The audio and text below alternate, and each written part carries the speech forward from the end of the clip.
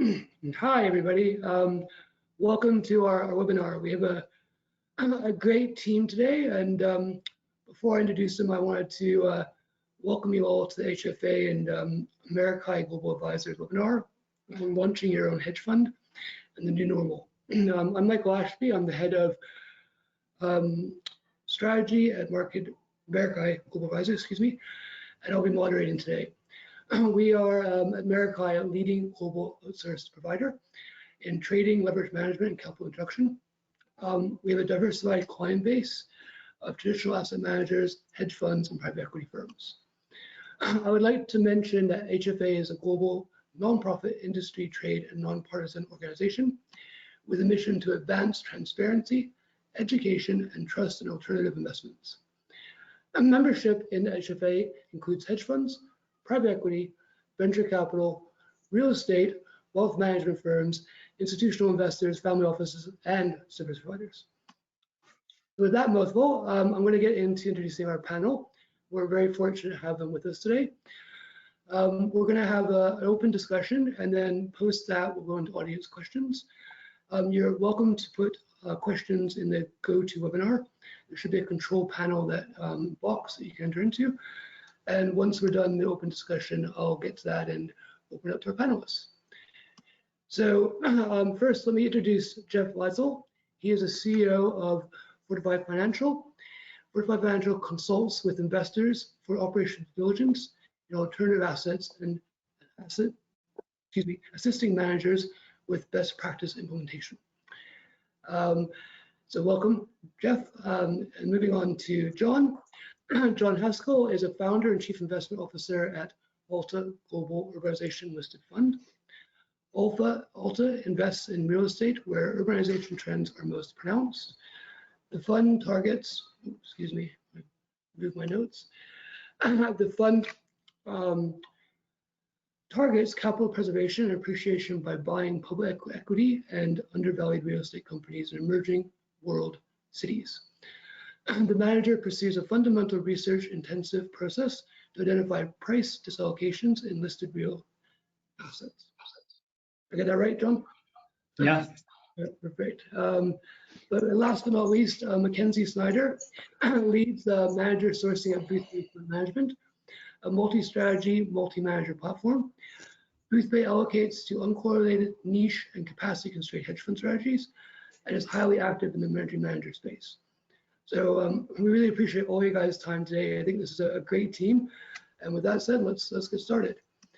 So the way this is going to work is I'm going to ask a question to each panelist and let you guys sort of answer. All other panelists, feel free to come in on the questions as well and share your insights. We can really sort of make this a fun and dynamic conversation. So if I can pick on you first, Jeff. So Fortifinancial is a leading consultant in ODD space. From your vantage point, how is it that pandemic has changed operations and operational risk faced by funds, allocators, and service providers?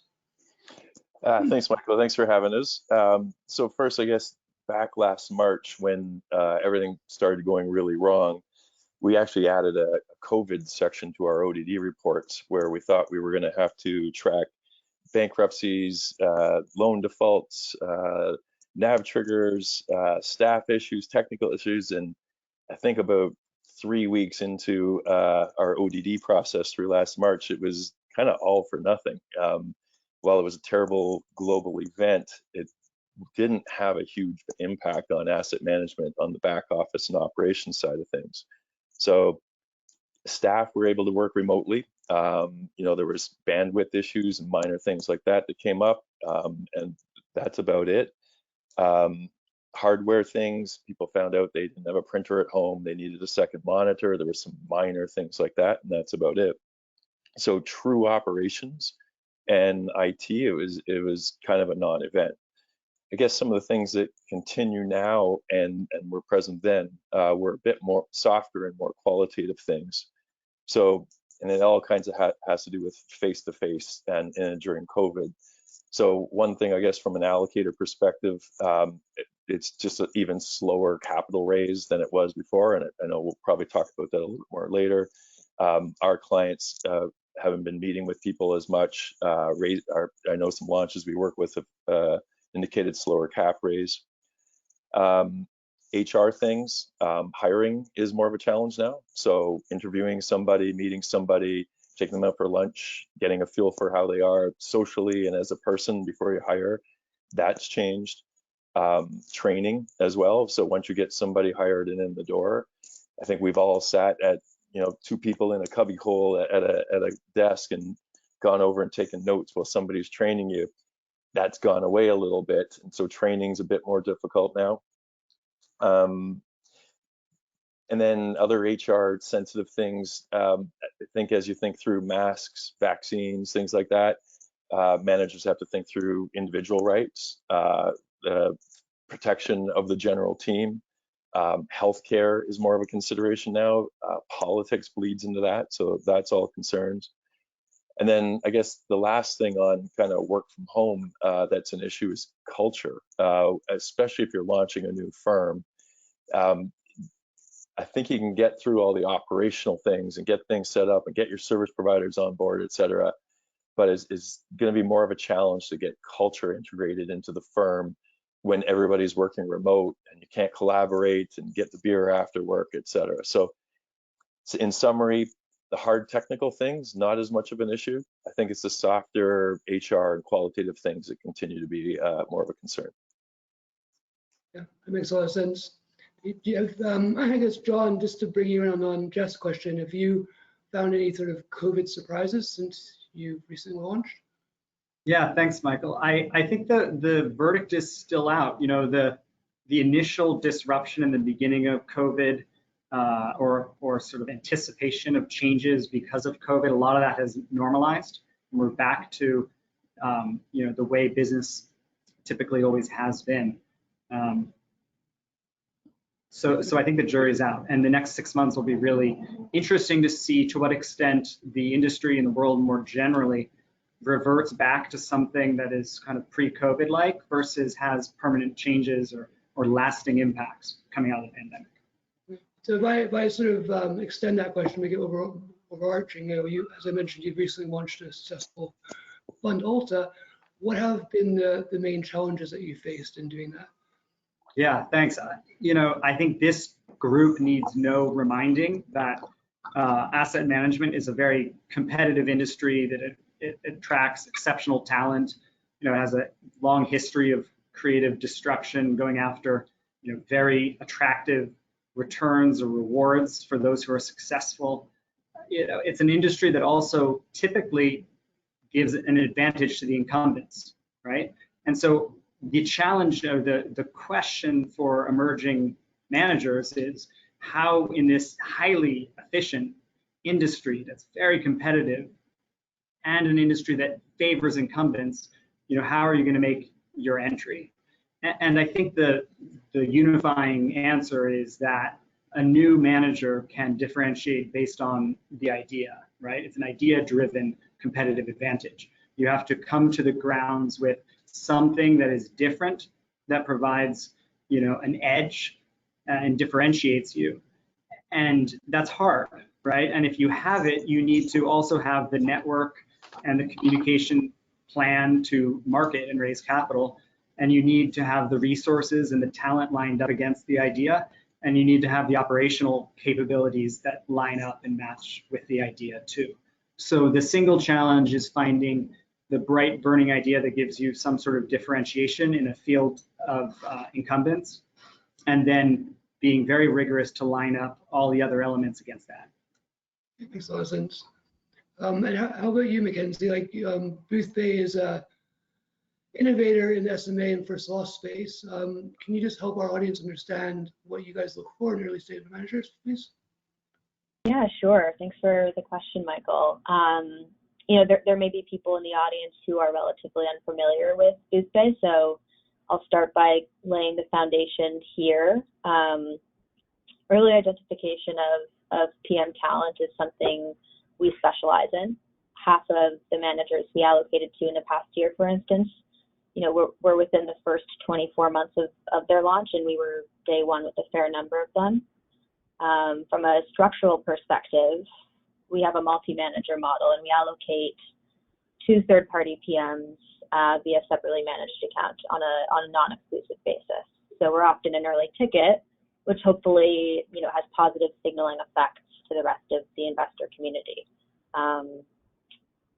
In terms of our talent search, we're looking for managers whose alphas are differentiated, just like John was saying, right?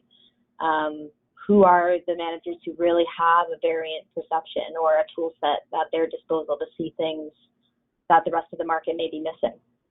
So to that end, we often look at managers who traffic in areas of the market where there are more often exceptions to the law of efficiency, right? Where there are mispricings, mismatches between market participants, little street coverage, high barriers to entry.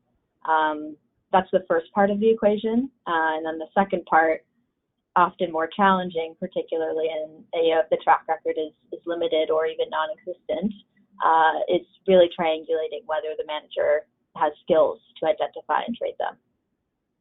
That's interesting.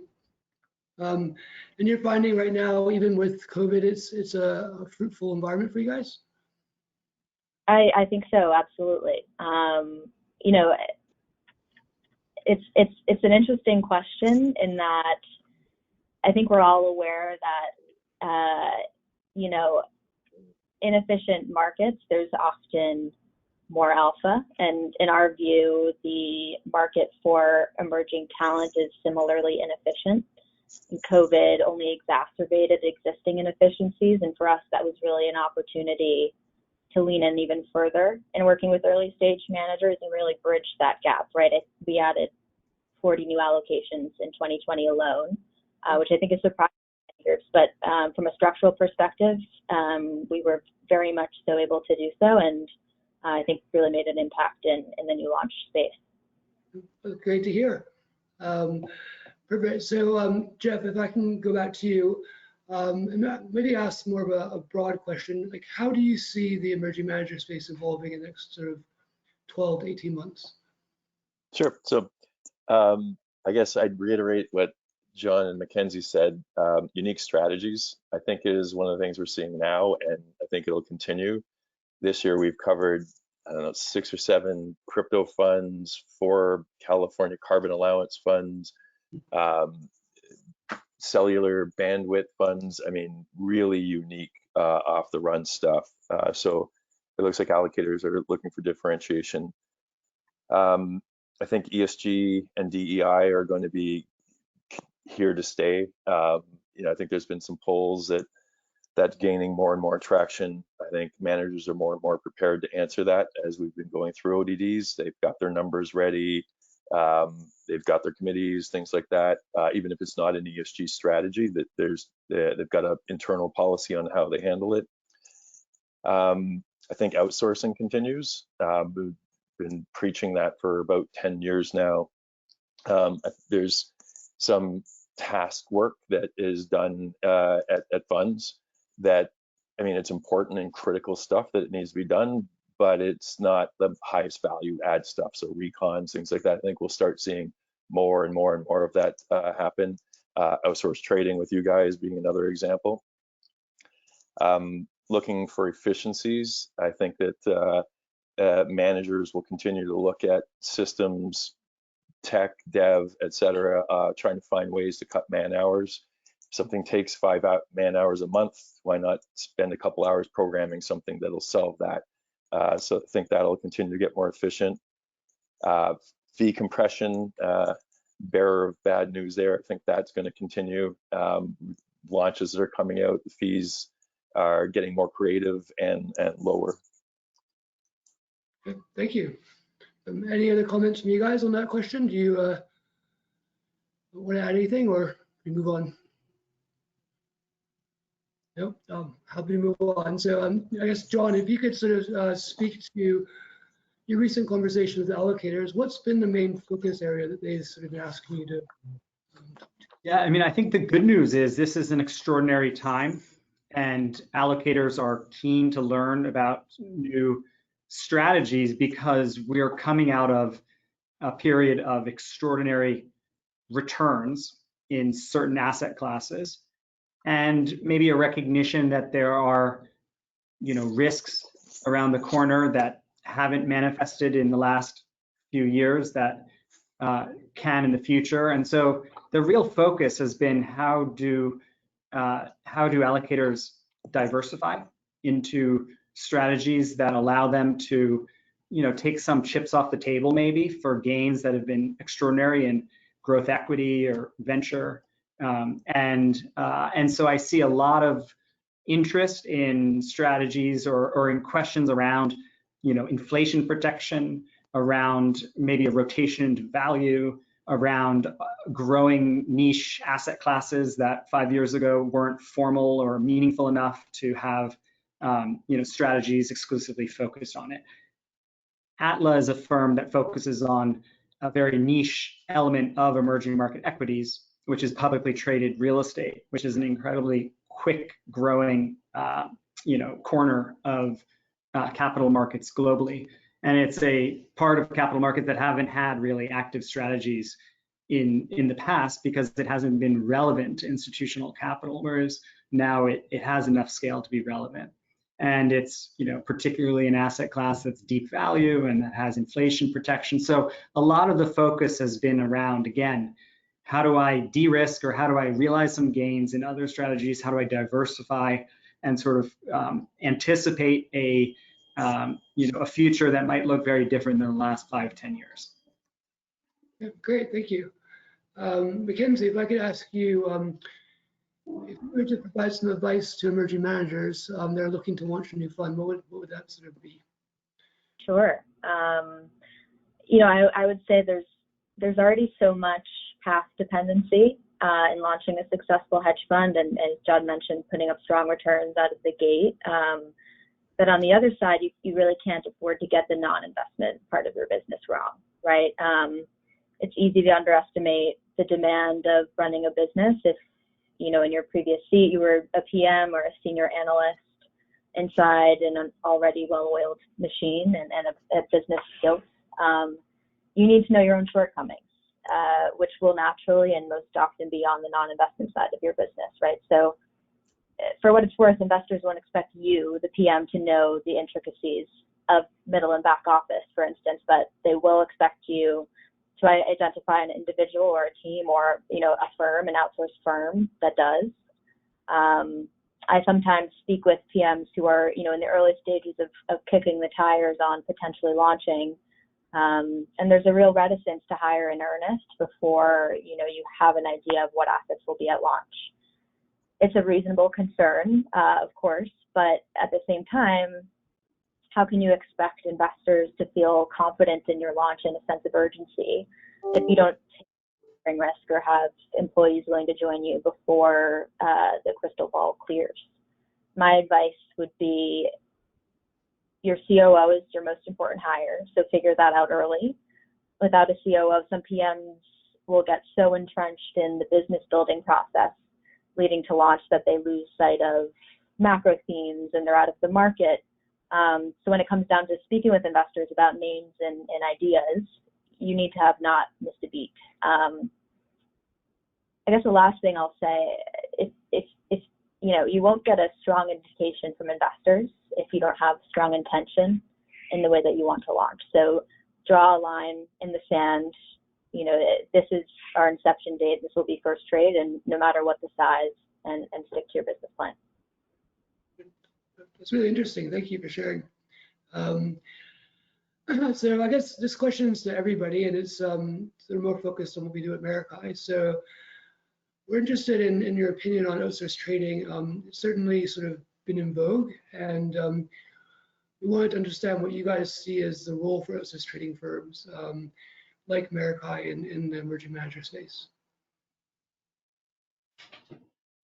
Maybe if I could just jump in first. I mean, off of what Mackenzie just said, I think you're absolutely right that you can't be everything 100% yourself. And instead, you have to recognize your limitations and you have to resource up around you, to deliver everything that a firm has to deliver that you yourself as PM might not do. And I think, the question is, what is core value proposition that you yourself do versus what is something that is best handled by somebody else where it's their expertise. And so for me, my decision, for instance, with Meraki is to outsource trading because I think that, I can, have that trading value provided, as good or better by somebody else, and that can free up time and resources for me and my team elsewhere.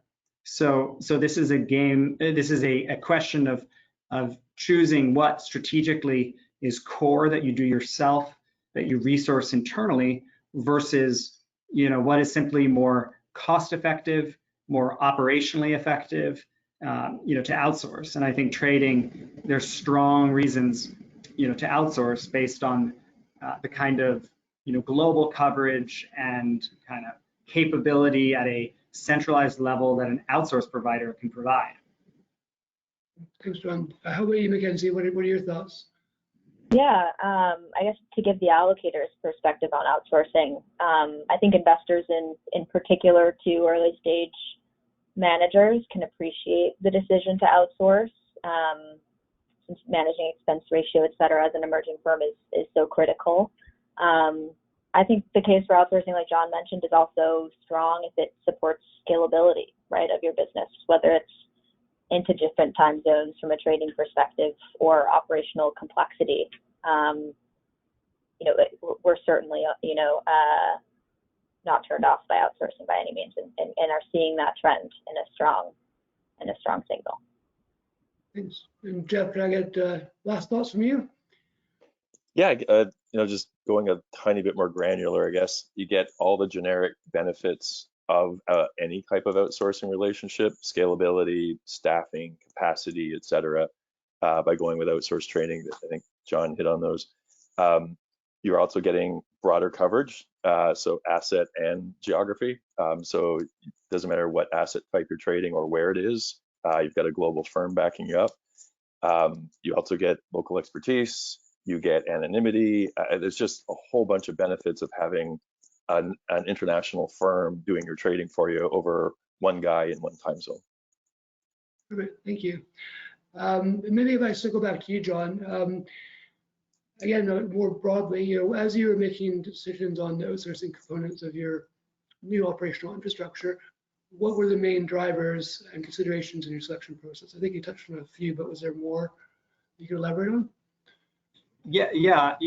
Starting a new firm, the struggle is to be, first of all, where do you start, right? And one piece of advice I have that worked well for me is to make a few decisions early about who your operational partners are, so that they can be your ally in helping you figure out the other parts, right? And this is in an informal sense, but by deciding early, for example, to partner with Meraki, I was able to leverage your advice and perspective in some other decisions I had about other outsourced partners or resources that I could bring internally. So part of the challenge is navigating, a lot of different providers and a lot of different ways to fit those providers together. And by making some decisions that are high conviction early, it can again sort of facilitate or help have the other pieces fall into place.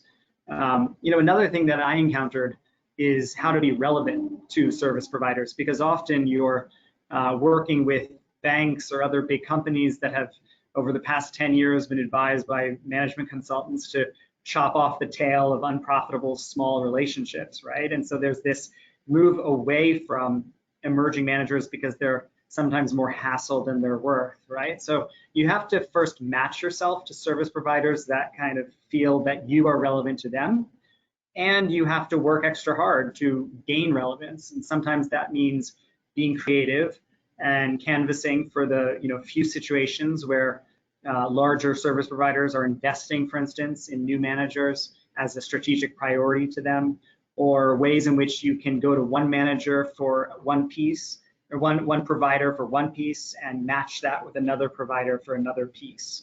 So I know this is all sort of theoretical sounding, but for me, it was a long and difficult struggle, and I think it helped having early partners, and it helped working creatively to make sure that they were relevant to me and I was relevant to them. well, it's been a pleasure working with you so far. So I hope you lunch.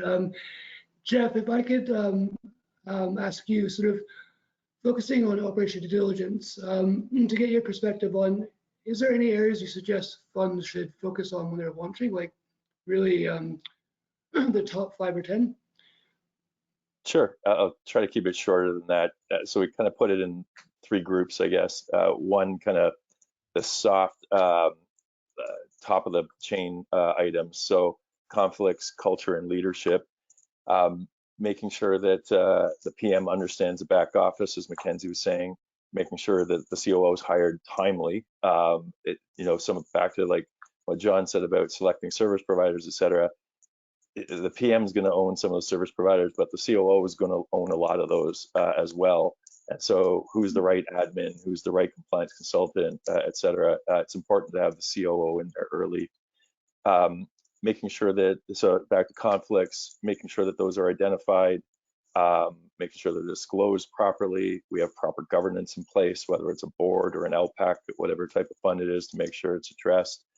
And then making sure that the PM is pushing the culture and the identity of the firm down to through the front and the back office, that compliance is important, that operations is important, that you're selling a strategy and returns, but there's more to the firm than just that.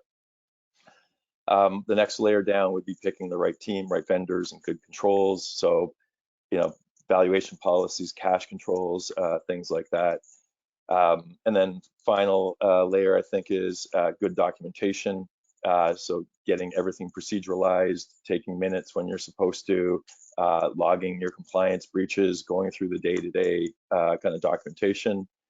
And then from an ODD perspective, finally, I guess, when you're going through ODD, being amenable to suggestions and not fighting tooth and nail against every little thing that we suggest. You don't have to accept everything, but you don't have to fight everything either. ODD sees a lot of managers and across a lot of different asset types, and we can bring a lot of creative solutions to potential issues.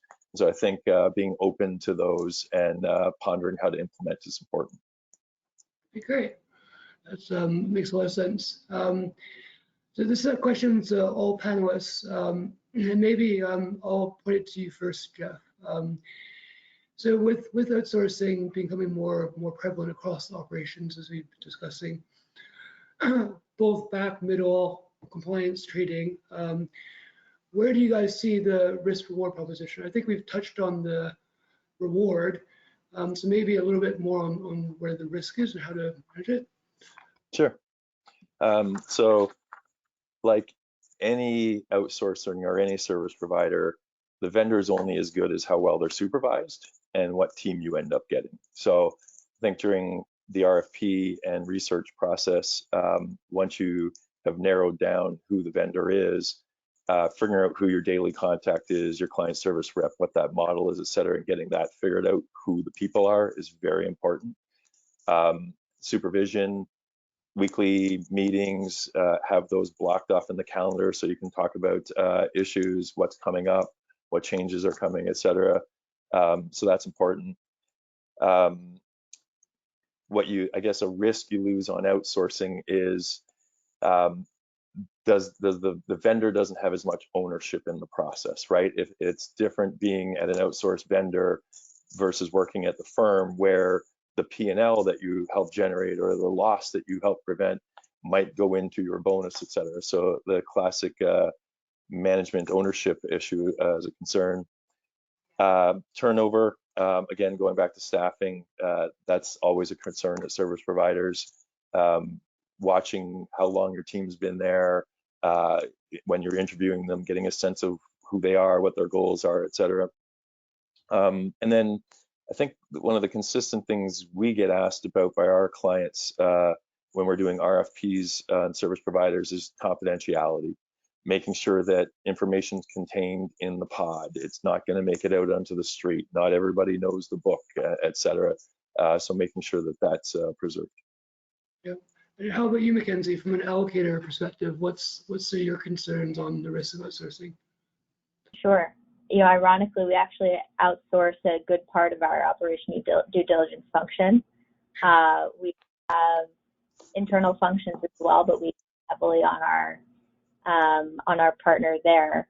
I guess that speaks for itself in how we view the successful, or I guess the risk return being the emphasis there on working with a helpful provider. But we know that team's expertise, in particular, that they're answering similar questions for their entire client base, and particularly in rapidly evolving spaces during a pandemic, when new questions are being raised and new operational hurdles, et cetera, you need the experts. And there's higher frequency of problem solving, because they're outsourcing this function to tens of, maybe hundreds of other clients.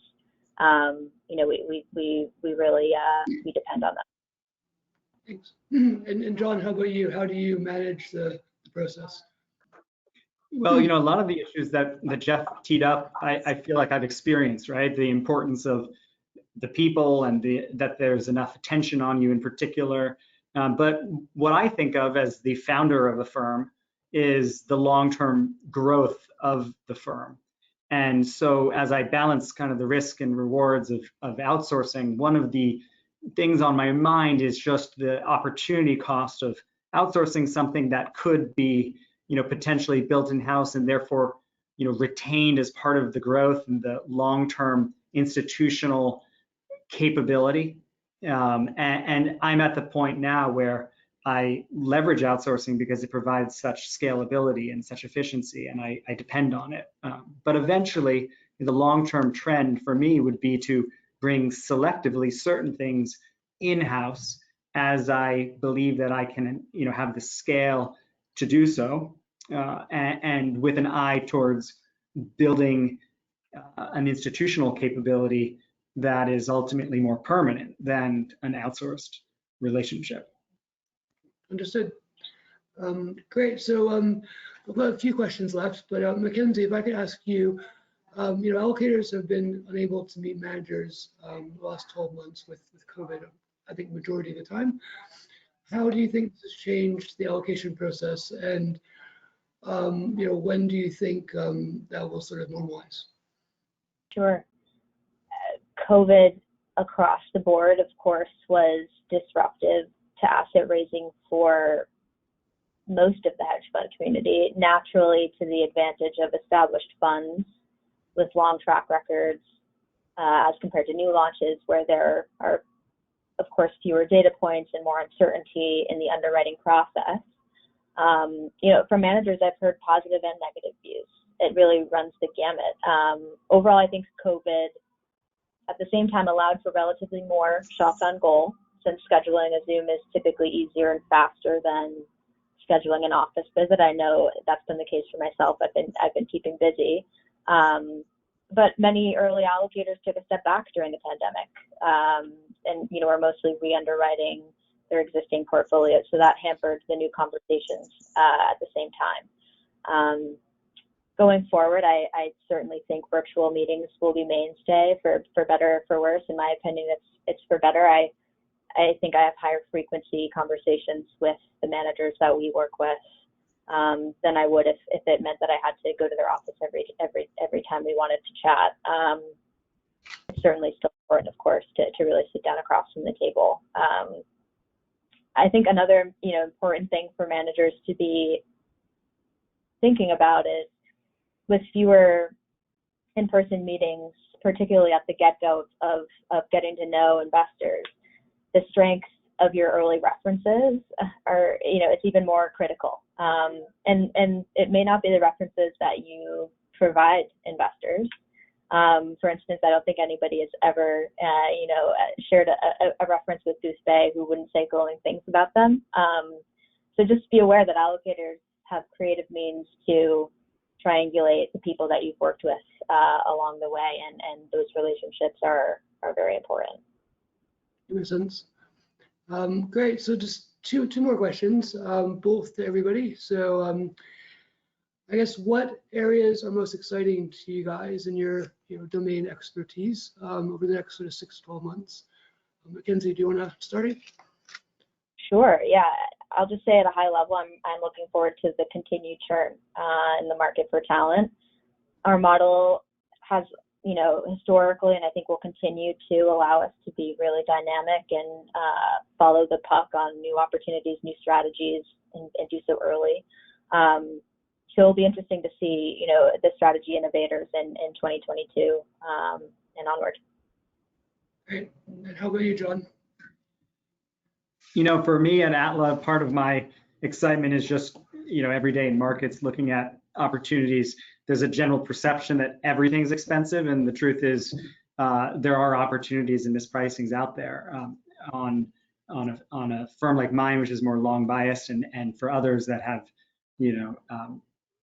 other strategies. I just think there's a lot out there, even today, from an alpha generation perspective, and I'm keen on that. And I think that while it's been difficult to start a firm because of all the hurdles we've discussed today, time is on my side so long as I have the performance to show, right? And so these things become easier over time, again, so long as you deliver on the core value proposition of returns.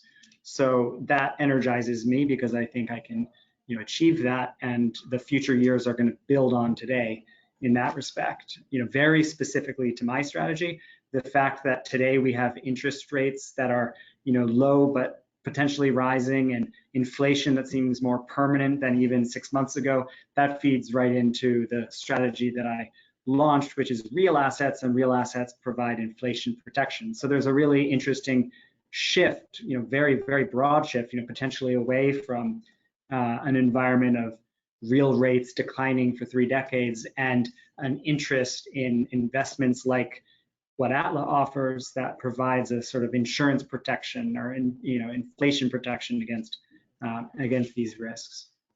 That makes sense here. Away from the herd. And Jeff, and how about you? Yeah, a little bit about what John said. I think unique strategies will keep coming. We keep seeing more and more interesting stuff come up. I mentioned earlier, more and more tech solutions trying to take away menial, repetitive tasks. I think that's going to continue, whether it's more compliance tools, more investor allocation tools that actually work and are reasonably priced. So I think there's more of that coming down the pipe. Transparency is something we're watching. I think on one hand, we've got some managers giving full portfolio transparency. You've got text communication Slack channels open with managers that you can talk to them every day. But then on the other hand, we've seen law firms telling managers to start sending less stuff out. It started with compliance manuals. Now we're starting to see cybersecurity policies held back sometimes. So both ends of the barbell on transparency.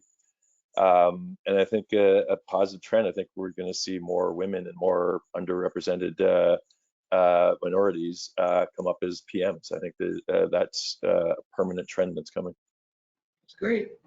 Perfect. And before I get into the last question, just a reminder to the audience, if you guys have any questions for our panelists, please type them in and we'll deal with that after this question. So this is your typical webinar final question.